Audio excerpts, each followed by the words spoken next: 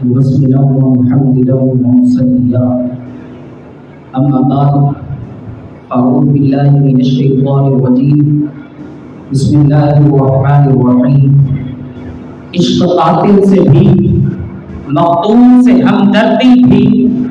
عشق قاتل سے بھی مقتول سے ہمدردی بھی، یہ بتا کس سے محبت کی جزا مانگے گا؟ سجدہ خالق کو بھی ابلیس سے یارانہ بھی،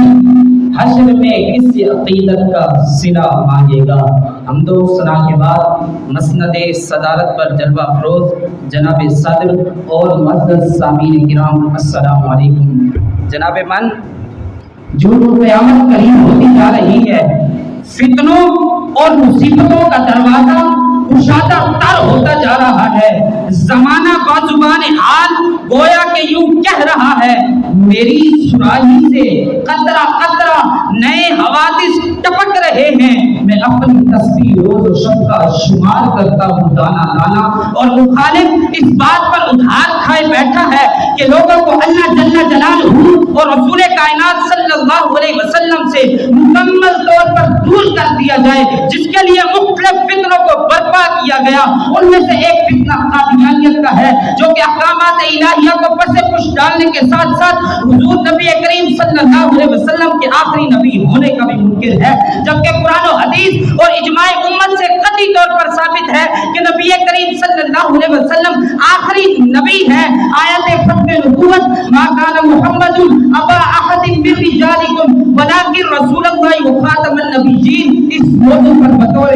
نص والی ہے، جس میں طویل کی گنجائش نہیں۔ عقیدہ ختم نبوت قرآن مجید کی 20 آیات اور سینکڑوں احادیث رسول اللہ صلی اللہ علیہ وسلم سے ثابت ہے۔ علماء امت کا نظریہ یہ ہے کہ اذا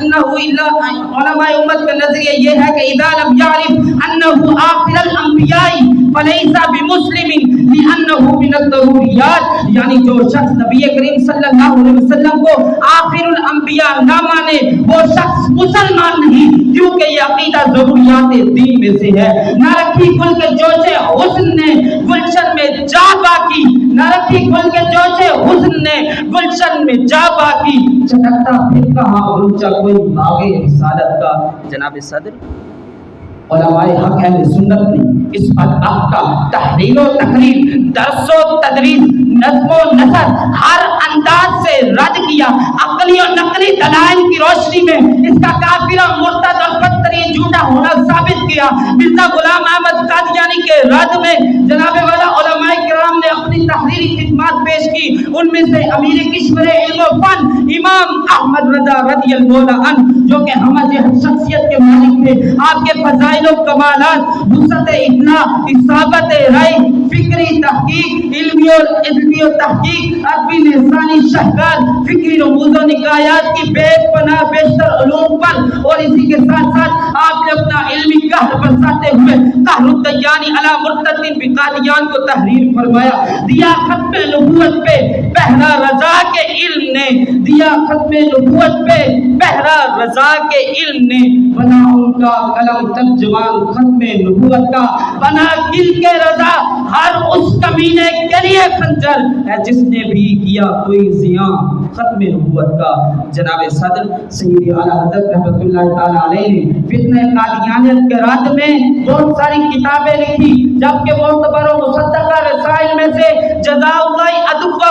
بإباہی ختم النبوہ یہ رسالہ آپ نے 1317 ہجری میں، اس میں عقیدہ ختم نبوت پر 120 حدیثیں، 100 قرآنی آیات اور منکر کی تکفیر پر جلیل القدر ائمہ کرام کی 30 تصریحات پیش فرمائی۔ اس کے ساتھ ساتھ السوء والعقاب علی المسیح الکذاب یہ رسالہ جناب والا امام اعلیٰ حضرت نے 1320 ہجری میں اس سوال کے جواب میں تحریر فرمایا، اگر کوئی شخص مسلمان ہو پھر مرزائی ہو جائے تو کیا اس کی عورت اس کے نکاح میں رہے گی؟ تو سید اعلیٰ حضرت نے 10 وجوہات سے اس کا کفر ثابت کیا، احادیث کے نصوص سے، دلائل شریعت سے ثابت کیا کہ سنی مسلمہ عورت کا نکاح باطل ہو گیا وہ فوراً اپنے کافر و مرتد شوہر سے علیحدہ ہو جائے۔ اسی کے ساتھ ساتھ آپ نے قہر الدیانی علی مرتد بقادیان یہ رسالہ 1323 ہجری میں اس مسیح جھوٹے قادیانی کے شیطانی الہاموں اور اس کی کفریہ کتابوں کے اقوال کا کلمہ کرتے ہوئے جناب والا آپ نے سیدنا حضرت عیسیٰ علیہ السلام اور حضرت سیدہ مریم علیہ السلام کی عظمت کو اجاگر کیا۔ اس کے ساتھ ساتھ المبین ختم النبیین یہ رسالہ امام اہل سنت نے 1326 ہجری میں اس سوال کے جواب کے اندر لکھا کہ یہ بتائیں لفظ خاتم النبیین جو ہے النبیین پر الف لام استغراق کا ہے یا عہد خاصی کا ہے؟ میرے امام نے دلیل کثیر کے ساتھ واضح دلیل کثائر کے ساتھ یہ ثابت کیا کہ اس پر الف لام جو ہے وہ استغراق کا ہے اور جو اس کو نہیں مانتا وہ منکر ہے۔ اور اسی کے ساتھ ساتھ جب اعلیٰ حضرت کا وصال ہونے لگا سن 1340 ہجری کے اندر اس وقت آپ نے الجزار الدیانی علی مرتد القادیانی یہ رسالہ 3 محرم الحرام کو ایک افتاء کے جواب میں لکھا۔ اسی سال 25 صفر مظفر کو میرے امام کا وصال ہوا۔